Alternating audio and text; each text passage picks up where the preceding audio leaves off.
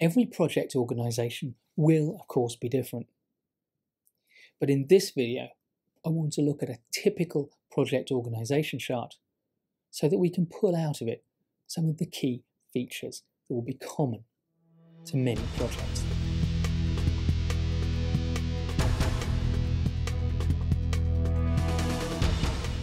So let's start in the middle of the organisation chart with you, the project manager.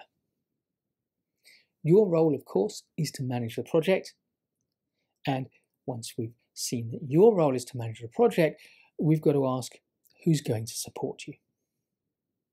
So below the project manager, typically on the organisation chart, is the project team.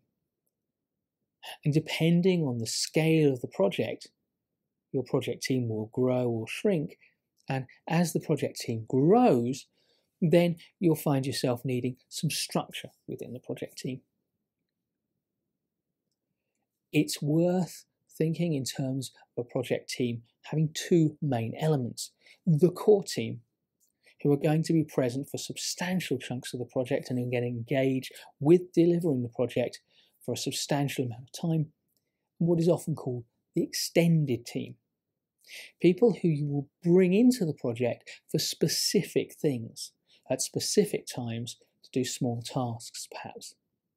These people don't want to be engaged in all the project meetings. They don't want to see all of the project papers, but you do need to identify them in advance so you can set up your lines of communication and perhaps encourage them to build the project into their own scheduling.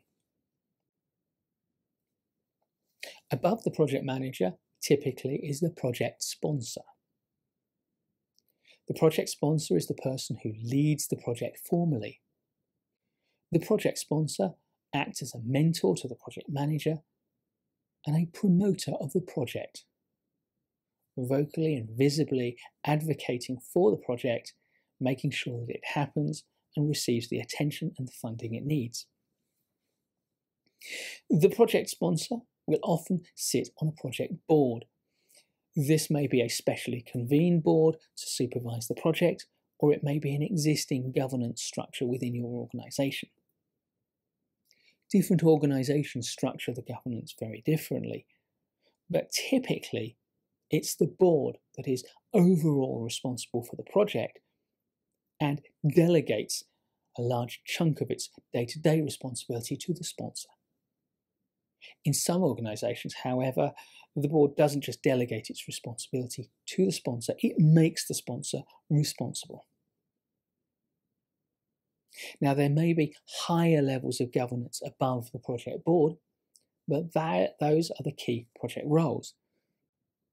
The other important person to mention, sometimes called the integration manager or the business owner, is the person with whom the project manager faces off in delivering the project. You, the project manager, have the responsibility to deliver the project.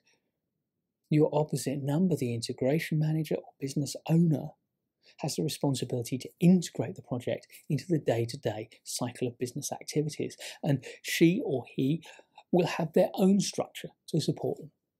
And of course, your interface with them at your level will probably be matched by members of your team interfacing with members of their team, with your sponsor interfacing with their boss. And of course, surrounding and suffusing all of these roles are all of the other people that have an interest in your project, your stakeholders.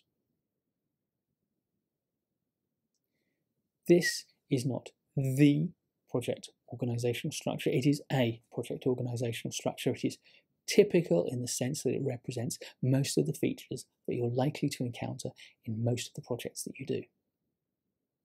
Your role as project manager is to work with your sponsor to determine the best structure and the best role and responsibility descriptions that you can for your project.